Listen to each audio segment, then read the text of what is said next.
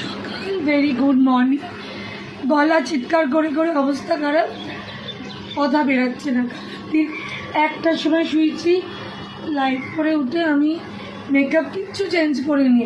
Cinema দেখে এসে বাচ্চাদের খেতে দিয়ে 10:30টায় বসে গেছি লাইভে।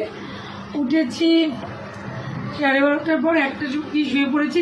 এখন সকালবেলা উঠে পড়েছি, তাড়াতাড়ি কাজ করছি, কারণ কি আজকে অনেক কাজ। আমার শাশুড়ি মায়ের আজকে বাৎসরিক কাজ, সবাই ওনার আত্মার শান্তি কামনা করবেন।